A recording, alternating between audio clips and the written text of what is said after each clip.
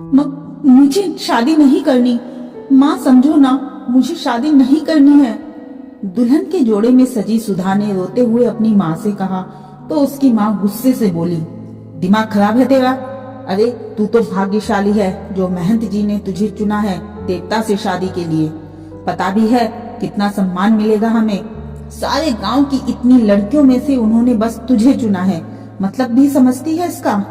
सुधा ने रोते हुए कहा, लेकिन मुझे शादी नहीं करनी है देवता से, नहीं बनना देवदासी। माँ मुझे पढ़ाई करनी है, डॉक्टर बनना है, मुझे देवदासी नहीं बनना माँ। वो दोनों एक कमरे में बैठी हुई थी। वहीं इसी गांव का एक बहुत बड़ा सा मंदिर बहुत अच्छी तरह से सजाया गया था। मंदिर दिखने में बहुत ही भव्य और विशाल था। उस मंदिर को इस वक्त रोशनी से पूरी तरह नहलाया गया था। उस मंदिर के प्रांगण में भगवान की एक मूर्ति रखी हुई थी और उसके सामने हवन कुंड बना था। जिस तरह से तैयारियां वहां पर की गई थी उसे देखकर तो बिल्कुल नहीं लग रहा था कि वो किसी पूजा की तैयारियां हैं। उस मंदिर में इस वक्त एक अलग ही माहौल बना हुआ था और बहुत ज्यादा भीड़ इकट्ठी थी। लगभग पूरा गांव वहां पर जमा था। तभी एक 30-35 साल के बीच का आदमी उस मंदिर के अंदर आया और धीरे धीरे अपने कदम अंदर की तरफ बढ़ाने लगा। जैसे ही वो अंदर आया वहां पर जोर जोर से उसके नाम की जय जयकार होने लगी। महंत जी की जय हो, महंत जी की जय हो। इस जय जयकार से पूरा मंदिर गूंज उठा। वो आदमी वहां पर जाकर एक बड़ी सी कुर्सी पर बैठ गया जिसे एक सिंहासन की तरह सजाया गया था। वो उस कुर्सी पर एक राजा की तरह बैठा था। बैठने के बाद उस आदमी ने अपने हाथ से कुछ इशारा किया तो यज्ञ कुंड के पास बैठे हुए पंडित जी ने कुछ मंत्र बोलने शुरू कर दिए। कुछ समय बाद पंडित जी बोले, कन्या को बुलाइए। तभी कुछ औरतें उसी कमरे में गई जहाँ सुधा दुल्हन बनकर बैठी थी। वो सब सुधा को लेकर बाहर आ गई। उसके चेहरे पर घूंघट था। धीरे धीरे सुधा के सिसकने की आवाजें आ रही थी जिससे साफ पता चल रहा था कि वो रो रही है, लेकिन कोई भी कुछ नहीं बोल रहा था, बल्कि सब लोग तो बहुत खुश थे। थोड़ी देर बाद उन औरतों ने उसे मूर्ति के साथ बिठा दिया। वो लड़की यानी कि सुधा अपने हाथ पांव हिला रही थी, लेकिन कोई उसकी बात नहीं सुन रहा था। उसे जबरदस्ती वहां बिठाया गया और थोड़ी ही देर में सारी रस्मों के बाद उसकी शादी की घोषणा हो चुकी थी, जो एक मूर्ति के साथ की गई थी। पंडित जी ने जोर से कहा, शादी संपन्न हुई। ये सुनते ही वहां खड़े सारे लोग जोर जोर से चिल्लाने लगे, देवदासी की जय हो, देवदासी की जय हो। ये सुनकर उस लड़की का रोना और भी ज्यादा बढ़ गया। तभी पंडित जी उस लड़की के माँ बाप के पास आकर बोले, आज से और अभी से इसका तुम लोगों से या तुमसे जुड़ी हुई किसी भी चीज से कोई भी संबंध नहीं है। आज से इसकी सिर्फ एक ही पहचान है, देवदासी। ये पूरी तरह से इस मंदिर को समर्पित है। इसका पूरा जीवन अब इस मंदिर में ही बीतेगा। अब ये कोई भी सांसारिक कार्य नहीं कर सकती और महंत जी की इच्छा के विरुद्ध कोई भी काम नहीं कर सकती। हमारे लिए हमारे महंत जी भी भगवान की तरह हैं, इसलिए इसे पूरी तरह से समर्पित होकर देवदासी धर्म निभाना होगा। तुम सबको अच्छे से समझ आ गया ना मैंने जो भी समझाया है? तभी उस लड़की के माँ बाप ने कहा, जी पुजारी जी, हम लोग सब कुछ समझ गए। आज से हमारी बेटी इस मंदिर की धरोहर है और महंत जी जो भी कहेंगे ये वही करेगी। पुजारी जी सुधा के पास आकर बोले, अपने स्वामी के साथ महंत जी का आशीर्वाद ले लो। सुधा उस मूर्ति को उठाकर महंत की तरफ चल पड़ी और उसके पैरों में झुककर उसके पैर छूने लगी। तभी महंत ने उसके हाथों को पकड़ लिया और धीरे से अपने हाथ उसकी बाहों तक ले गया। वो जिस तरह से उसकी बाहों पर अपना हाथ चला रहा था वो सुधा को बिल्कुल भी अच्छा नहीं लग रहा था, लेकिन वो मजबूर थी, कुछ कह नहीं सकती थी। तभी उसने सबको दिखाने के लिए सुधा के सर पर हाथ रखकर कहा, बहुत भाग्यशाली हो तुम जो तुम्हें ये पद मिला है। अब इस पद की प्रतिष्ठा को बनाकर रखना। इस पद की गरिमा को बनाकर रखना आसान कार्य नहीं है, लेकिन हमें पूर्ण विश्वास है कि तुम ये काम भली भांति कर लोगी। फिर वो सब गांव वालों को देखकर बोला, ये विवाह संपन्न हुआ, इसलिए अब इस गांव पर कोई भी आपदा नहीं आएगी। जब तक ये लड़की अपना देवदासी धर्म अच्छे से निभाएगी सब कुछ ठीक से चलता रहेगा, और जिस दिन इसने अपना धर्म निभाना छोड़ दिया, तुम सबको विनाश का सामना करना पड़ेगा और सबका विनाश निकट आ जाएगा। ये बात सुनकर वहाँ खड़े लोग डर गए और जोर से बोले, नहीं नहीं महंत जी, ऐसा मत कहिए, हम इसे कभी भी देवदासी धर्म से पीछे नहीं हटने देंगे। ये पूरी निष्ठा से इस धर्म का पालन करेगी। फिर सब लोग वहाँ से अपने अपने घर चले गए। उस लड़की के माँ बाप भी वहाँ से जा चुके थे। सुधा अभी भी मूर्ति को हाथ में लिए मदहवास सी जमीन पर बैठी रोई जा रही थी। वो तो रो रही थी और अपने भाग्य को कोस रही थी। तभी उसके कंधे पर किसी ने पीछे से हाथ रखा। उसने चौंक कर पीछे देखा तो उसकी आंखें हैरानी से चौड़ी हो गई। उसके पीछे महंत जी खड़े थे। उन्होंने सुधा के को कंधे से पकड़कर उठाया और उसे देखकर बोले, तुम रो क्यों रही हो सुधा? ये तो तुम्हारे लिए बहुत ही भाग्य की बात है कि तुम देवदासी चुनी गई हो। आज से ये पूरा गांव तुम्हारा सम्मान करेगा। इसमें रोने की कोई बात नहीं है, बस तुम्हें पूरी निष्ठा से अपना देवदासी धर्म निभाना है। अगर तुमने अपने धर्म का मार्ग छोड़ा तो इस गांव का विनाश हो जाएगा। सुधा रोते हुए बोली, लेकिन महंत जी, मुझे देवदासी नहीं बनना, मुझे कोई सम्मान नहीं चाहिए। मुझे अपनी सहेलियों के साथ रहना अच्छा लगता है। मुझे अपने घर जाना है। मैं इस मंदिर में नहीं रहना चाहती। ये सुनकर महंत को गुस्सा आ गया और वो तेज आवाज में बोला, क्या बकवास कर रही हो तुम? मैंने कहा ना, अब तुम्हारा पूरा जीवन यहीं बीतेगा। यही तुम्हारी नियति है। अगर तुमने इसे बदलने की कोशिश की तो सब कुछ बर्बाद हो जाएगा। इसलिए जैसा मैं कहता हूँ वैसा करती जाओ, वरना कुछ भी नहीं बचेगा। सुधा अभी सिर्फ 16 साल की एक मासूम लड़की थी। वो महंत की इन बातों को सुनकर बुरी तरह से डर गई और घबराकर बोली, नहीं नहीं, मैं ऐसा कुछ नहीं होने दूंगी। मैं नहीं चाहती कि मेरी वजह से किसी पर भी कोई मुसीबत आए। आप जैसा बोलेंगे मैं वैसा ही करूंगी। उसकी बात सुनकर उस महंत के चेहरे पर बहुत ही कुटिल हंसी आ गई और उसने सुधा का हाथ पकड़कर कहा, ठीक है, आज तुम्हारा विवाह हुआ है। अब तुम्हें इसे अपना धर्म समझकर अगले स्तर पर ले जाना है। सुधा बोली, वो कैसे महंत जी? उसके लिए मुझे क्या करना होगा? मुझे तो इन सब बातों के बारे में कुछ भी नहीं पता। सुधा की बात सुनकर महंत कुटिल मुस्कान के साथ बोला और उसने सुधा को अपने पास खींच लिया। तुम्हें चिंता करने की कोई जरूरत नहीं है। जो कुछ भी करना होगा वो मैं स्वयं कर लूंगा। तुम्हें बस मेरे हर कार्य में मेरा साथ देना है, तभी तुम अपने परिवार को और बाकी लोगों को बचा सकती हो, वरना सब खत्म हो जाएगा। ये सुनकर सुधा घबराकर गर्दन हाँ में हिलाते हुए बोली, मैं तैयार हूँ। महंत ने उसका हाथ पकड़कर उसे अपने पास खींच लिया और अपने साथ कहीं ले जाने लगा। वो फिर से बोला, चुपचाप मेरे साथ चलो, बिल्कुल भी आवाज मत करना। सुधा इस वक्त एक चाबी वाली गुड़िया की तरह लग रही थी। जैसा जैसा महंत कहता जा रहा था वो वैसा ही करती गई, क्योंकि उसके दिल में डर जो बैठ गया था कि उसकी वजह से कुछ भी बुरा हो सकता है। महंत उसे मंदिर से थोड़ी दूर बने एक घर में ले गया जो महंत का ही था। वहाँ सारी सुख सुविधाएं भरी हुई थी। वो वहाँ अकेला ही रहता था क्योंकि उसने शादी जो नहीं की थी। वो सुधा को अपने साथ लेके गया और उसे एक बिस्तर पर बैठाते हुए बोला, देखो सुधा, आज तुम देवदासी बन गई हो। अब तुम्हें इसके अगले चरण को पार करना होगा। सुधा नासमझी से उसे देखते रही और मासूमियत से बोली, महंत जी, मुझे क्या करना होगा? देवदासी बनने के लिए तो शादी करनी पड़ती है, वो तो मैंने कर ली है ना। महंत एक ठहाका लगाते हुए बोला, तुम बिल्कुल भी समझदार नहीं हो, एकदम मासूम सी हो। लेकिन इतनी नासमझी भी अच्छी नहीं है। सिर्फ शादी करने से कुछ नहीं होता। शादी के बाद मिलन की रात होती है, उस प्रथा को पूरा करना होता है, तभी शादी मान्य होती है। सुधा ने उस महंत को देखकर कहा, आप कैसी बातें कर रहे हैं? मुझे कुछ समझ में नहीं आ रहा। कौन सा मिलन? कैसा मिलन? और मेरी शादी तो वैसे भी एक मूर्ति से हुई है। ये सब कुछ कैसे संभव हो सकता है? सुधा की बात सुनकर महंत उसके बिल्कुल पास आकर बोला, देखो, जिनसे तुम्हारी शादी हुई है मैं उन्हीं का सेवक हूँ, और अगर तुम्हारा मिलन मेरे साथ होता है तो ये रस्म पूरी हो जाएगी और तुम पूरी तरह से देवदासी बन जाओगी। फिर किसी के ऊपर कोई भी संकट नहीं आएगा। लेकिन अगर तुम मना करोगी तो कुछ भी हो सकता है। ये सब सुनकर सुधा के पैरों के तले जमीन खिसक गई और वो बहुत ज्यादा डर गई। उसकी आंखों में आंसू आ गए। उसने रोते हुए कहा, नहीं नहीं महंत जी, आप ये कैसी बातें कर रहे हैं? ऐसा ऐसा कैसे हो सकता है? मेरी शादी जबरदस्ती की गई है। मैं तो इस शादी को ही नहीं मानती, लेकिन जब आपने कहा तो सबके भले के लिए मैंने ये शादी स्वीकार कर ली।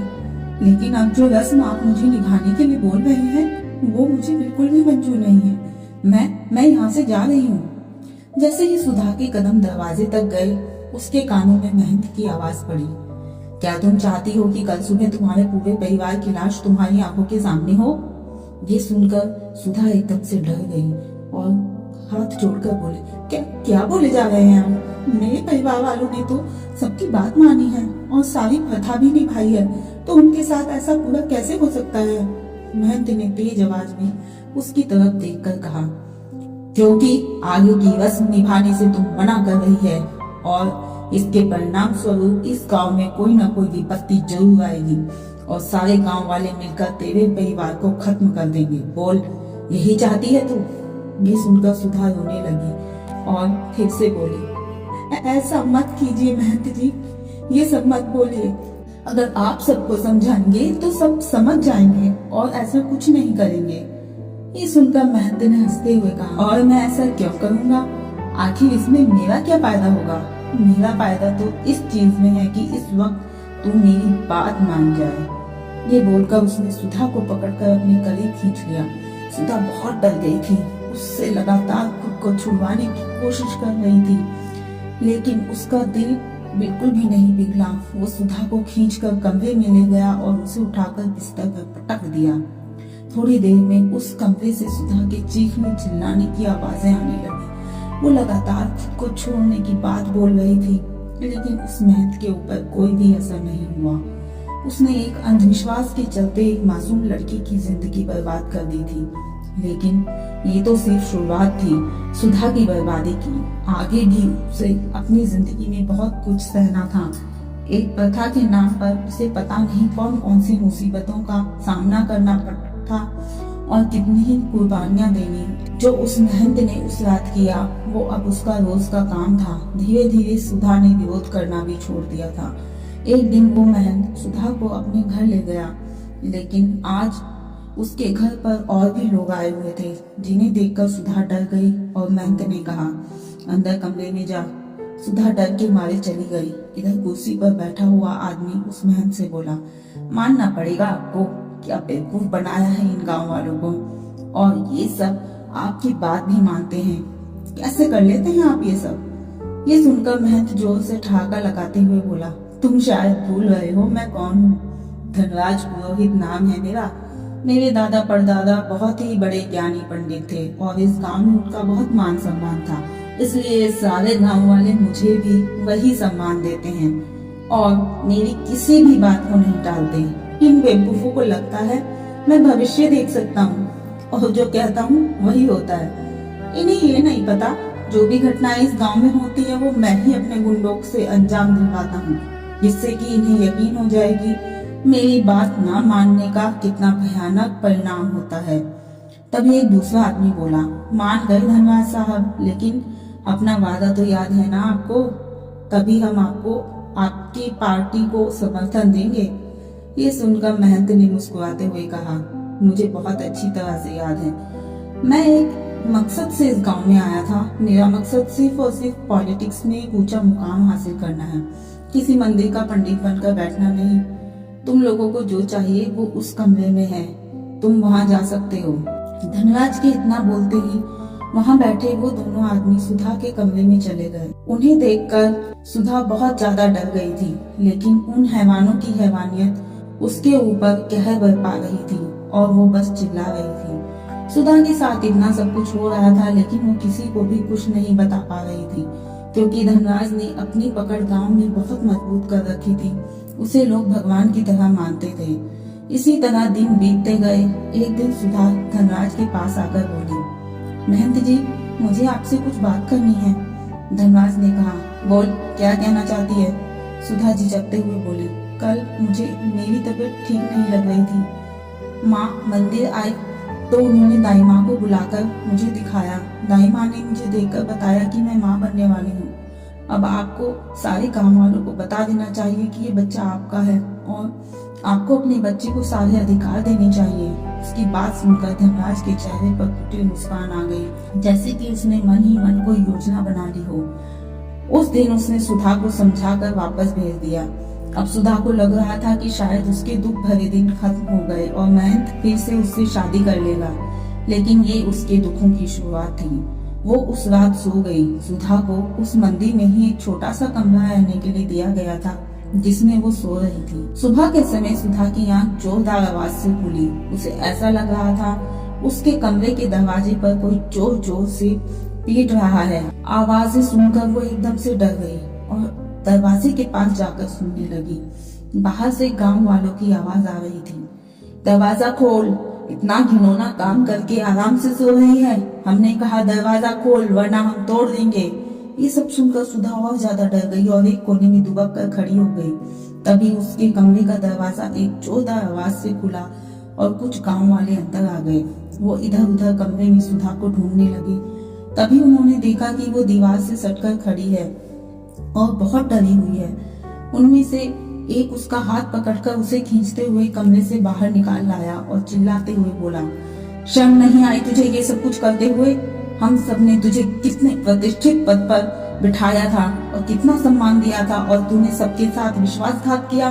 बता, किसका पाप लिए घूम रही है तू अपने पेट में? ये सब कुछ सुनकर सुधा एक मूर्ति बन गई। उसे समझ में नहीं आ रहा था कि वो क्या करे, क्योंकि उसे पता था कि अगर वो मयंक का नाम लेगी तो कोई भरोसा नहीं करेगा, शायद उसे जान से ही मार दिया जाएगा। इस वक्त सुधा को अपनी जान की कोई फिक्र नहीं थी, उसे बस अपने बच्चे की फिक्र हो रही थी। इसलिए उसने रोते हुए कहा, मैंने कोई पाप नहीं किया, मेरा कोई दोष नहीं है, मेरे साथ जबरदस्ती की गई है। मैंने बहुत रोकने की कोशिश की लेकिन वो नहीं माना। ये सुनकर गांव वाले बोले, हमें तेरी कहानी नहीं सुननी, हमें उस आदमी का नाम सुनना है जिसका पाप तेरे अंदर है। सुधा बहुत ज्यादा डर गई थी। वो महंत की तरफ देख रही थी। तभी महंत ने अपनी गर्दन ना में हिला दी और अपनी आंखों से ही उसे चुप रहने का इशारा किया। इस वक्त महंत का चेहरा ऐसे था जैसे कि वो सुधा को डरा रहा हो। अगर उसने धनराज का नाम लिया तो वो कुछ भी कर सकता है। इतने समय में सुधा ये तो समझ गई थी कि वो एक बहुत ही नीच आदमी है और उसकी पहुंच बहुत ऊपर तक है। वो बेचारी एक साधारण सी लड़की थी। उसे अपने बच्चे और परिवार के लिए बहुत डर लग रहा था। तभी उसने अपनी आंखें नीची करके कहा, मुझे नहीं पता वो कौन था, उसके चेहरे पर कपड़ा बंधा हुआ था, मैं उसका चेहरा नहीं देख पाई, मेरी कोई गलती नहीं है। ये सुनकर सारे गांव वालों को बहुत गुस्सा आने लगा और धनराज के पास जाकर बोले, महंत जी, अब आप ही इसका फैसला कीजिए, इसने पाप किया है, हम इसे अब इस मंदिर में नहीं रहने देंगे। ये सुनकर धनराज ने कहा, जिस पद के लिए इसे चुना गया था वो एक बहुत ही ऊंचा पद था और उस पद की गरिमा बनाए रखना हर किसी के बस की बात नहीं है और सुधा ने भी ये नियम तोड़ा है। ये भी ब्रह्मचारी व्रत का पालन नहीं कर सकी, इसलिए अब ये इस गांव और मंदिर में नहीं रह सकती। इसे भी उन महिलाओं के पास ही जाना होगा जिन्होंने आज तक देवदासी दहन का नियम तोड़ा है। दरअसल धनराज अब तक उन लड़कियों को अपना शिकार बना चुका था जिन्हें उसने ही देवदासी बनाया था और फिर उन सबको अधर्मी कहकर गांव से बाहर निकाल दिया जाता था। वो सारी औरतें बहुत ही मुश्किल भरे दिन बिताती थी क्योंकि उनके पास अपनी जीविका चलाने का कोई भी साधन नहीं था। गांव से उन्हें कोई मदद नहीं मिलती थी, सब उनसे दूर रहते थे और कई औरतों ने तो बच्चों को भी जन्म दिया था। वो सभी मेहनत मजदूरी करके बड़ी मुश्किल से अपनी जिंदगी काट रही थी। अब उन्हीं के साथ सुधा का नाम भी शामिल होने वाला था। उस जगह को देवदासी मोहल्ला के नाम से जाना जाता था। महंत के फैसले के बाद सारे गांव वाले मिलकर सुधा को भी वहीं छोड़ आए। वहां जाकर सुधा को पता चला कि उन सबकी जिंदगी बर्बाद करने वाला भी धनराज है। दोस्तों, ये स्टोरी आपको अधूरी लगी होगी, है ना?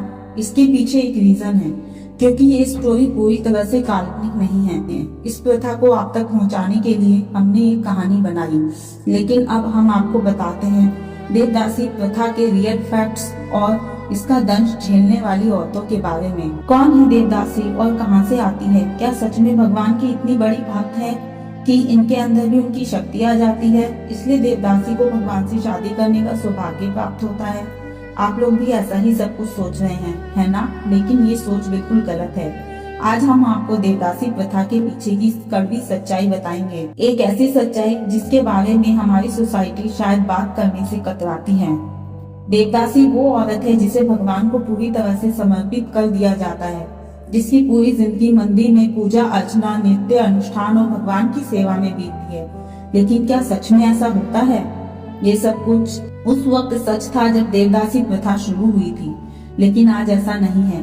देवदासी को भगवान की पत्नी माना जाता था, लेकिन वो बाहर किसी के साथ ना तो प्रेम संबंध रख सकती थी और ना ही किसी तरह का संबंध बना सकती थी। उसे किसी इंसान से शादी करने की परमिशन नहीं थी। ये सारी चीजें आस्था से जुड़ी हुई तो दिखाई देती हैं, लेकिन देवदासी की जिंदगी में जो दर्द छुपा है वो बहुत गहरा है। भारत में देवदासी प्रथा की शुरुआत कब हुई इसका कुछ प्रूफ नहीं मिलता, लेकिन पुराणों और कुछ मध्यकालीन साहित्य में इसके बारे में बताया गया है। ये प्रथा लगभग 6वीं शताब्दी से प्रचलन में आई। देवदासियों को शुरुआत में मंदिरों की सांस्कृतिक धरोहर माना जाता था। वो नृत्य, संगीत और धार्मिक अनुष्ठानों में निपुण होती थी। उनका पद बहुत ऊंचा था, लेकिन धीरे धीरे वक्त बदला। राजा महाराजाओं का जमाना गया और इन देवदासियों का शोषण धीरे धीरे करके उन्हीं मंदिरों में शुरू हुआ। मंदिरों में उच्च पद पर आसीन लोग उनका शोषण करने लगे, ये कहकर कि वो भगवान के दूत हैं और देवदासी के साथ संबंध बनाना उनका अधिकार है। इस तरह से देवदासियों की जिंदगी बर्बाद होती चली गई। लड़कियों को डराया धमकाया जाने लगा। उनके परिवार वालों को डराकर लड़कियों को मंदिर के लिए दान करने को कहा जाता कि अगर उन्होंने अपनी बेटी को दान नहीं किया तो भगवान नाराज हो जाएंगे और सब कुछ खत्म हो जाएगा।